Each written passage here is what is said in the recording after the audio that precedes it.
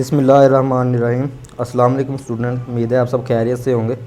जी तो स्टूडेंट, आज हम 9th क्लास की मैथ की एक्सरसाइज नंबर 2.2 का क्वेश्चन नंबर 1 जो है वो पहले सोल्व करेंगे। पिछली वीडियो में हमने जो है रियल नंबर की तमाम प्रॉपर्टीज़ जो हैं उनको डिस्कस किया था। जिन स्टूडेंट ने अभी तक वो वीडियो नहीं देखी तो वो पहले उस लेक्चर को देख लें ताकि इस पूरे यूनिट की आपको समझ आ जाए आसानी से, ठीक है। क्योंकि वो जो है प्रॉपर्टीज़ ही बेस हैं इस यूनिट की, रियल नंबर की प्रॉपर्टीज़। तो मैथ के जो हैं रूल हैं उसमें बेसिक लॉ हैं, किस तरह से किसी क्वेश्चन को या किसी जुमले को मैथ का जो फार्मूले के मुताबिक या किस तरह से उसको सोल्व करते हैं हम। तो वो प्रॉपर्टीज़ बेस हैं, तो प्रॉपर्टीज़ को पहले समझेंगे तो इनकी जो है आप फिर अच्छी तरीके से आपको जो अंडरस्टैंड कर सकेंगे इसको। तो पहले जिन बच्चों ने अभी तक नहीं देखा उस लेक्चर को पहले उसको देख लीजिएगा काइंडली, ताकि आपको इसको समझने में आसानी रहे।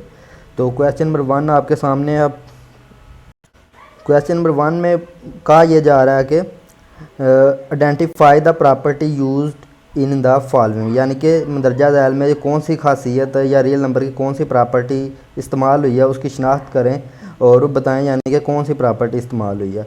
तो ये है a plus B is equal to B plus A. तो आपको याद होगा जिन बच्चों ने देखा तो वो प्रॉपर्टी जिसमें यानी कि कोई भी दो नंबर रियल नंबर या इसी तरह से लिखा हुआ था a plus B is equal to होता है b प्लस ए, यानी कि दोनों तरफ इक्वल ही रहते हैं। अगर a प्लस बी है हम इसको b प्लस ए भी लिख सकते हैं, यानी कि इसका ऑर्डर चेंज कर दे तो इक्वालिटी पे कोई जो है फ़र्क नहीं पड़ता। पहले वाली जो है नंबर बाद में, बाद वाला नंबर पहले लिख दें तो ठीक है। जिस तरह से अगर एग्जांपल से पहले हम इसका नाम लिख देते हैं यहाँ पे, तो ये लिख दिया मैंने commutative property with respect to addition या खसियत मुबादला बिलाज जमा, ठीक है। अब इसकी एग्जांपल कर लेते हैं तो आपको समझ लग जाएगी इसकी। तो फ़र्ज़ करें यहाँ पे 6 प्लस 3 लिख लें या इसको आप 3 प्लस 6 लिख लें, तो ये सेम ही है यानी कि इक्वल हैं दोनों, ठीक है। तो अब इसको जब सोल्व करेंगे तो ये 6 प्लस 3 और इक्वल टू आ जाएगा 9 और 3 प्लस 6 करें तो भी इक्वल आ जाएगा 9। तो इस तरह से आप ऑर्डर चेंज कर सकते हैं अकॉर्डिंग टू नीड, यानी क्वेश्चन में अगर की ज़रूरत पड़े तो एक चीज़ आपने ये याद रखनी है कि माइनस, ठीक है, बल्कि ये जो है आपका माइनस पे जो है ये नहीं अप्लाई हो सकता, यानी कि नेगेटिव नंबर पे ये अप्लाई नहीं हो सकता, आप इसको चेंज नहीं कर सकते। देखिए 6 प्लस 3 है तो 6 माइनस 3, अगर आपको 3 माइनस 6 करेंगे तो फिर ये आर्डर माइनस में आ जाएगा आपका आंसर। इसलिए सिर्फ आपने ये विद रिस्पेक्ट टू एडिशन है, यानी कि एडिशन दो नंबर ऐड हो रहे हो तो उनकी जगह चेंज कर सकते हैं, पहले वाला बाद में, बाद वाला पहले लिख सकते हैं। तो ये प्रॉपर्टी ये वाली यानी कि कम्यूटेटिव प्रॉपर्टी इस्तेमाल की गई है। इसमें मज़ीद जो है डिटेल से इस प्रॉपर्टी को डिस्कस किया गया पिछली वीडियो में। तो नेक्स्ट पार्ट 2 है आपके सामने, ए बी इंटू ए बी, यानी कि ब्रैकेट के अंदर है ए बी, तो उससे मल्टीप्लाई किया जा रहा है सी को, ठीक है। और इधर ए है और बाद में जो है मल्टीप्लाई किया जा रहा है बी और सी को, यानी कि ये एक ग्रुप है मल्टीप्लाई हो रहा है और बाहर एक है। तो ये जो है ये प्रॉपर्टी हमारी जो एसोसिएटिव प्रॉपर्टी है विद रिस्पेक्ट टू एडिशन। तो ये मैं आपको वहीं पे दिखा देता हूँ जहाँ पे पीछे हमने डिस्कस किया था इसको। तो सबसे पहले इसका नाम लिख लेते हैं यहाँ पे और बाकी मैं वहाँ पे आपको इसकी एग्जांपल और बाकी डिटेल वहाँ पे इसको दिखा देता हूँ आपको। तो ये लिख दिया मैंने associative property with respect to multiplication, और उर्दू वाले जो हैं उर्दू मीडियम वाले खासियत तलाज़म बिलहाज ज़रब। अब इसको डिस्कस करते हैं हम वहाँ पे इसकी एग्जांपल। तो ये यहाँ पे हमने इसको डिस्कस किया था एसोसिएटिव प्रॉपर्टी को, ठीक है। तो कोई भी 3 नंबर यानी कि अगर मल्टीप्लाई हो रहे हैं तो इससे कोई फ़र्क नहीं पड़ता आंसर पे, आप कोई भी 2 पहले कर लें और उसके साथ बाद में तीसरे नंबर को जो है आप मल्टीप्लाई कर लें। तो ये इसकी डेफिनेशन थी, if 3 real number are multiplied it makes no difference which 2 are multiplied first, ठीक है। यानी कि अगर 3 नंबर जो है वो आपस में ज़रब हो रहे हैं तो इससे कोई फ़र्क नहीं पड़ता कि कोई भी 2 आप पहले जो हैं वो ज़रब कर सकते हैं। जिस तरह से इधर ए बी को पहले ज़रब कर लिया और बाद में सी को किया, और इधर बी सी को पहले कर लिया क्योंकि ब्रैकेट में जो लिखा होता है उसको पहले करते हैं, और बाद में ए से मल्टीप्लाई कर लिया, और ये इसकी एग्जाम्पल की हुई है। तो यहाँ पे ए से मुराद 4 है, बी से 3 है और सी की वैल्यू 2 ले लिया। तो इधर क्या किया, 4 और 3 को पहले मल्टीप्लाई कर लिया और बाद में 2 से करेंगे, 4 को 3 से किया तो 12 आ गया। और इधर क्या किया, 3 और 2 को मल्टीप्लाई कर लिया था हमने, तो 3 और 2 को मल्टीप्लाई किया था 6 और 4 जो है बाहर। इसी तरह से 12 को 2 से आप मल्टीप्लाई करेंगे 24 और 4 को 6 से मल्टीप्लाई करेंगे तो भी 24। तो इस तरह से कोई भी डिफरेंस नहीं आया, ठीक है। तो ये हमारा जो है associative property with respect to multiplication था। इसी तरह से इधर हमने एडिशन को डिस्कस किया था। तो अब वापस आ जाते हैं अपने क्वेश्चन पे और एग्जांपल को यहाँ पे मैं पेस्ट कर देता हूँ, ठीक है। वैसे आपने नहीं लिखनी, सिर्फ आपने बताना है कि कौन सी प्रॉपर्टी यूज़ हुई है। नेक्स्ट पार्ट नंबर 3 अब आपके सामने 7 मल्टीप्लाई बाय 1 और इज़ इक्वल टू आ गया 7। तो ये कौन सी प्रॉपर्टी, ये है मल्टीप्लिकेटिव आइडेंटिटी। तो इसको पहले यहाँ पे मैं नाम लिख लेता हूँ इसका, ठीक है। मल्टीप्लिकेटिव आइडेंटिटी प्रॉपर्टी इस्तेमाल हुई है इसमें, और इसकी खासियत क्या थी, यानी कि ये किस प्रॉपर्टी का नाम है, यानी कि मल्टीप्लिकेटिव आइडेंटिटी एलिमेंट, यानी कि एक जो है उसको आप ज़रबी ज़ाती आंसर उर्दू मीडियम वाले और इंग्लिश मीडियम वाले जो हैं इसको मल्टीप्लिकेटिव आइडेंटिटी एलिमेंट कह सकते हैं, ठीक है। अगर पूछा जाए कि मल्टीप्लिकेटिव आइडेंटिटी एलिमेंट कौन सा है, तो वो 1 है, यानी कि वो एलिमेंट या वो नंबर जिसको किसी से भी मल्टीप्लाई करवाएं तो आंसर जो है यानी कि वो नंबर खुद ही आ जाए।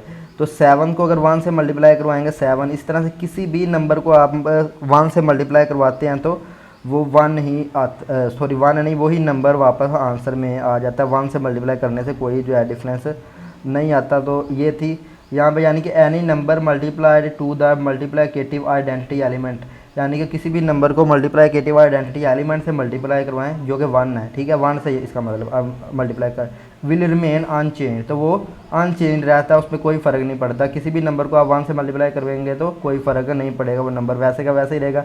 तो एग्जांपल ये गया 5 मल्टीप्लाई बाय 1 तो इक्वल टू 5 ही आएगा। तो 1 मल्टीप्लाई बाय 5 यानी कि 5 यहाँ पे 1 से मल्टीप्लाई, और इस तरह से ये नीचे लिखा हुआ है, ये भी इसी की एग्जांपल है, यानी कि यहाँ पे 1 से ही मल्टीप्लाई किया जा रहा है। तो या 1 को किसी से मल्टीप्लाई करवा लें, एक ही चीज़ है, तो आंसर जो है वो वही नंबर ही रहता है जिसको मल्टीप्लाई किया जा रहा है 1 के साथ। तो यहाँ पे इसकी एग्जांपल जो है वो पेस्ट कर देते हैं।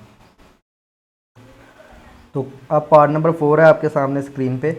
तो यहाँ पे लिखा हुआ है कि x is greater than y और x is equal to y और x is less than y, ठीक है।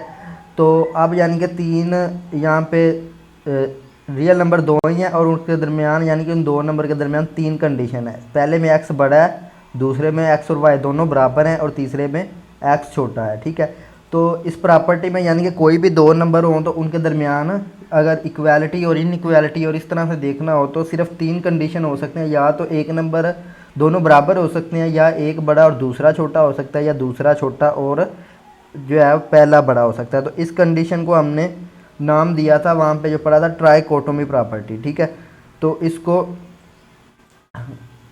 ट्राइकोटोमी प्रॉपर्टी या इसको उर्दू में जो है सलासी खासियत हम बोलते हैं, ठीक है।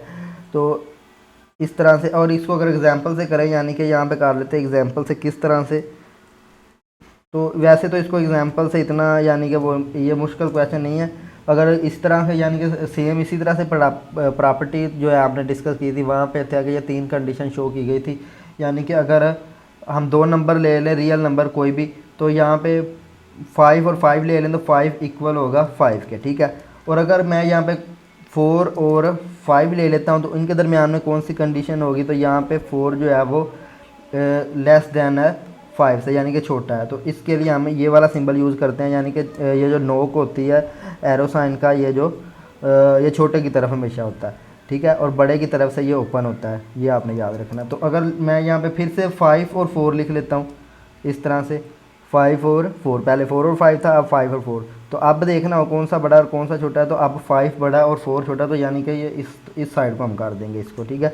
तो ये नो का छोटे की तरफ ही होती है। तो इस कंडीशन को हम बोलते थे ट्राइकोटोमी प्रॉपर्टी, यानी कि 2 नंबर के दरमियान सिर्फ 3 कंडीशन हो सकती हैं, 3 हालत हो सकती हैं उनके दरमियान, या तो वो बराबर होंगे दोनों, या एक बड़ा और दूसरा छोटा होगा, या पहला छोटा और दूसरा बड़ा होगा। तो अब पार्ट नंबर 5 है आपके सामने, ए B is equal to B A. ये भी उसी तरह जिस तरह से पहला पार्ट था a प्लस बी था और is equal to B plus A था। यहाँ पे ए बी यानी कि मल्टीप्लाई हो रहे हैं, वहाँ पे ऐड हो रहे थे, तो यानी कि इनका आर्डर चेंज किया गया, इधर ए बी है उधर बी ए है, इनका जो है पहले वाला बाद में और बाद वाला पहले। तो इस प्रॉपर्टी को हमने नाम दिया था कम्यूटेटिव प्रॉपर्टी, और यहाँ पे मल्टीप्लाई हो रहे हैं तो विद रिस्पेक्ट टू मल्टीप्लाइकेशन नाम इसका जो है हम लिख देंगे यहाँ पे। तो ये आ गया commutative property with respect to multiplication, ठीक है। तो अब इसको भी डिस्कस किया हुआ है, यानी कोई भी 2 नंबर अगर आपस में मल्टीप्लाई हो रहे हैं तो उनमें से कोई भी पहले लिख लें और दूसरा बाद में लिख लें तो आंसर पे कोई फ़र्क नहीं पड़ता, आंसर जो है वो सेम ही रहता है। जिस तरह से अगर मैं यहाँ पे एग्जांपल लिख के कर लेता हूँ, तो एग्जांपल में हम लिख लेते हैं यहाँ पे कोई भी दो नंबर, 8 को मल्टीप्लाई कर लेते हैं हम 4 से या 6 से कर लें चले, और इज़ इक्वल टू, और इस बार 6 को पहले लिख लेते हैं और 8 को बाद में लिख लेते हैं। तो ये आ जाएगा, इधर करेंगे तो इधर आपका 48 आ जाएगा, 8 का टेबल 6 तक पढ़ेंगे तो 48, ठीक है। और इक्वल की साइड पे यानी कि 6 पहले लिखो है, 6 का टेबल 8 तक पढ़ेंगे तो भी क्या आएगा, 48 ही आएगा। यानी कि ये आपका कम्यूटेटिव प्रॉपर्टी जो है ये किस वजह से है, कोई भी नंबर पहले लिखने से जो आंसर चेंज नहीं होता वो कम्यूटेटिव प्रॉपर्टी की वजह से नहीं होता, ठीक है। तो ये आपका जो है ये रूल जो है ये मल्टीप्लाई पे अप्लाई हो सकता है, इसी तरह डिवीजन पे नहीं हो सकता, ठीक है। कम्यूटेटिव प्रॉपर्टी एडिशन और मल्टीप्लाई पे अप्लाई होती है, और डिवीजन और सब्ट्रैक्शन यानी कि माइनस करने से ये सेम नहीं रहता आंसर, ठीक हो गया। तो यानी कि आपने ये याद रखना है, जिसमें दो नंबर ए बी या कोई भी दो नंबर मल्टीप्लाई हो रहे हैं तो उनको हम जगह चेंज कर सकते हैं उनके, तो इस तरह आंसर चेंज नहीं होता। तो जगह पे ज़रूरत हो तो हम उसकी जगह भी चेंज कर सकते हैं। पार्ट नंबर 6 है a plus C is equal to B plus C. तो इसको जो है हम इम्प्लाइज टू कह सकते हैं, यानी कि which implies a is equal to b। तो ये प्रॉपर्टी जो है ये cancellation property with respect to addition, ठीक है। तो यहाँ पे पहले नाम लिख लेते हैं हम, उसके बाद इसको डिस्कस करते हैं। तो अब कैंसलेशन प्रॉपर्टी फॉर एडिशन या विद रिस्पेक्ट टू एडिशन ये हमें क्या बताती है कि अगर दो नंबर ऐड हो रहे हैं और दूसरी तरफ भी दो नंबर ऐड हो रहे हैं, तो एक नंबर सेम है और दूसरा जो है वो यानी कि इधर a है और इधर b है, लेकिन c दोनों तरफ सेम है और दोनों तरफ ऐड हो रहे हैं और दरमियान में इक्वल का साइन हो, तो हम इनको एक नंबर को कैंसिल जो है वो कर सकते हैं, ठीक है। यानी कि c को हम कैंसिल करेंगे तो बाकी हमारे पास a is equal to b आ जाएगा, ठीक है। यानी कि जो बाकी दो नंबर बचेंगे कैंसिल कर देंगे तो वो दोनों नंबर आपस में इक्वल होंगे। समझ लग गई है इस तरह से, ठीक है। तो यानी कि सेम नंबर दोनों तरफ मल्टीप्लाई हो रहा हो तो उसको हम कैंसिल कर सकते हैं। तो ये कैंसलेशन प्रॉपर्टी फॉर एडिशन हम कह सकते हैं, दोनों तरफ अगर सेम नंबर ऐड हो रहा है तो उसको हम कैंसिल कर सकते हैं with respect to addition. Cancellation की प्रॉपर्टी जो है अगर मल्टीप्लिकेशन की होती है तो फिर मल्टीप्लाई हो रहा हो तो उसको भी हम कैंसिल कर सकते हैं, ठीक हो गया। तो ये प्रॉपर्टी बता रही है, इसको ज़्यादा एग्जांपल या डीप कॉन्सेप्ट में जाने की ज़रूरत नहीं है, कंफ्यूज हो जाएंगे आप। सिर्फ आपने यही याद रखना, अगर इक्वल का साइन है दरमियान में और दोनों तरफ एक जैसा नंबर कोई भी नंबर अगर ऐड हो रहा है तो उसको हम अगर ज़रूरत हो तो उसको हम कैंसिल कर सकते हैं। तो कैंसिल करने से जो बाकी नंबर रह जाते हैं वो इक्वल यानी कि इक्वालिटी पे कैंसिल करने से कोई इफेक्ट नहीं पड़ता। इधर से सी ख़त्म कर देंगे, इधर से भी सी ख़त्म कर देंगे तो बाकी इधर ए बच गया और इधर बी बच गया और दरमियान में इक्वल वैसे का वैसा ही रहेगा, वो इक्वल ही रहेंगे, ठीक हो गया। तो ये आपकी कैंसलेशन प्रॉपर्टी। नेक्स्ट क्वेश्चन को देखते हैं।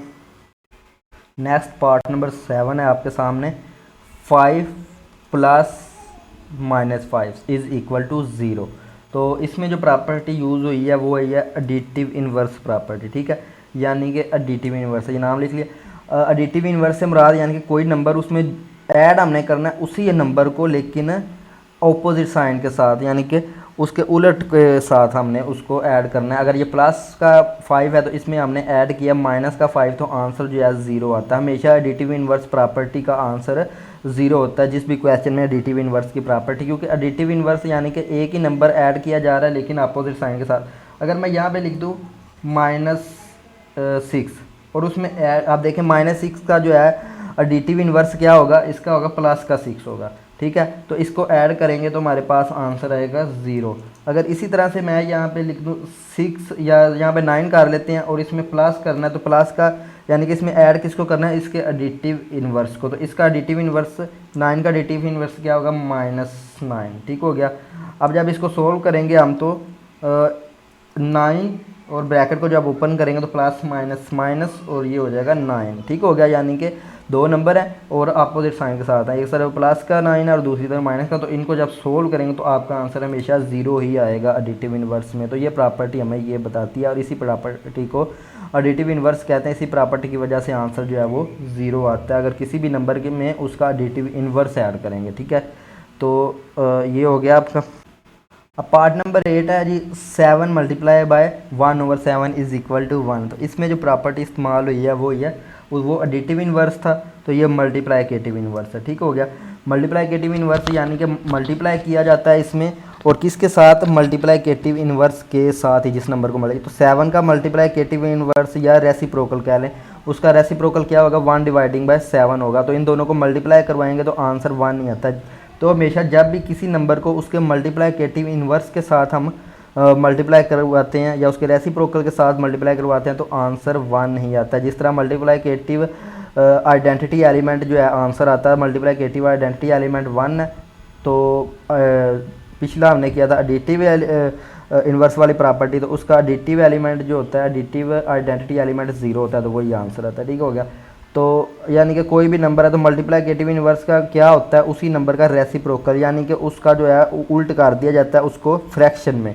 ठीक है। जो नीचे वाला होता है उसका ऊपर और ऊपर वाला नीचे। तो जिसके इस 7 का जब रेसिप्रोकल लेंगे तो इसके नीचे कुछ भी नहीं है, जिसके नीचे कुछ नहीं होता उसके नीचे 1 होता है, तो इसलिए 1 ऊपर चला जाएगा और 7 है नीचे आ जाएगा। तो ठीक हो गया। तो इन दोनों को अब मल्टीप्लाई करवाएंगे तो आंसर 1 आएगा। यानी कि किसी नंबर को उसके रेसिप्रोकल के साथ हमने या उसके मल्टीप्लाइकेटिव इन्वर्स के साथ जब मल्टीप्लाई करना है तो आंसर हमेशा 1 आएगा। तो यहाँ पे हमने इस प्रॉपर्टी को डिस्कस किया हुआ है पहले, ये वाला। ठीक हो गया।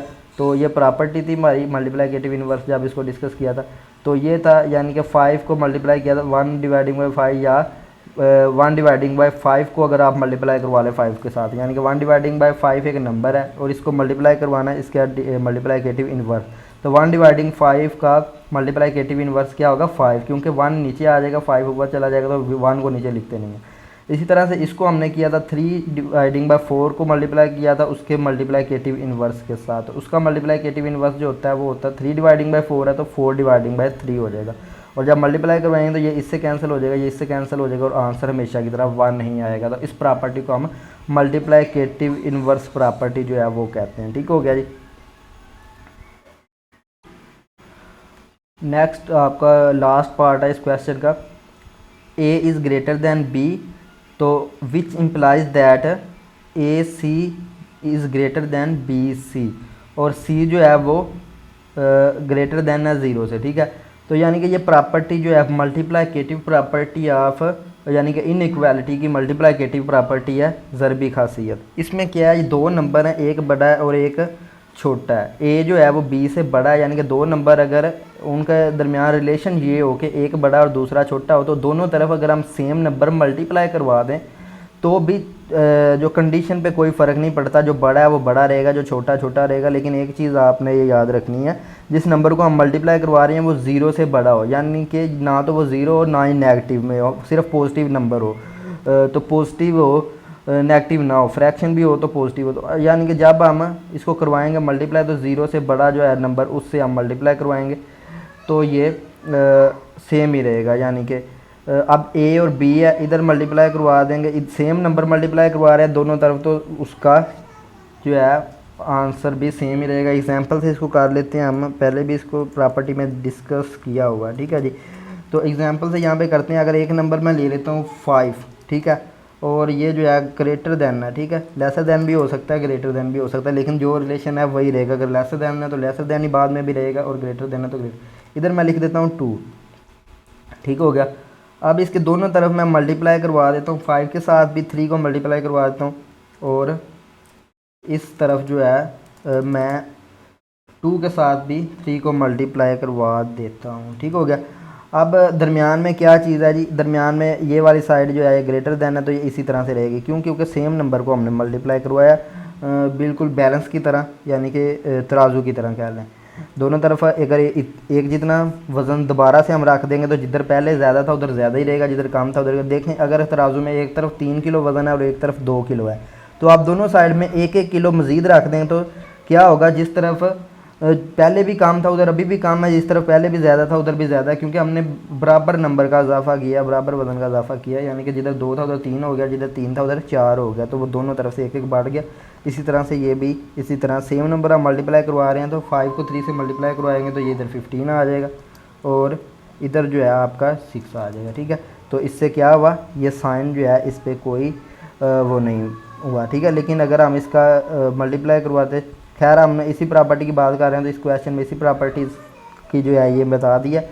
तो ए और बी है तो इसके साथ कोई भी, यानी कोई भी नंबर है उसके साथ कोई दोनों तरफ सेम नंबर अगर मल्टीप्लाई करवाएंगे तो अगर जो बड़ा है वो बड़ा रहेगा, जो छोटा है वो छोटा रहेगा। अगर ए छोटा होता तो इसने छोटा रहना था। अब ये ए बड़ा है तो ए ही बड़ा है क्योंकि सेम नंबर को हमने मल्टीप्लाई करवाया। तो इस प्रॉपर्टी को जो है हम सॉरी यहाँ पे नाम नहीं लिखा तो वो लिख लेते हैं, मल्टीप्लाइकेटिव प्रॉपर्टी है, ठीक है। और ये ग्रुप जो था वो था इनइक्वालिटी का, ठीक है। इनइक्वालिटी के लिहाज से मल्टीप्लाइकेटिव प्रॉपर्टी।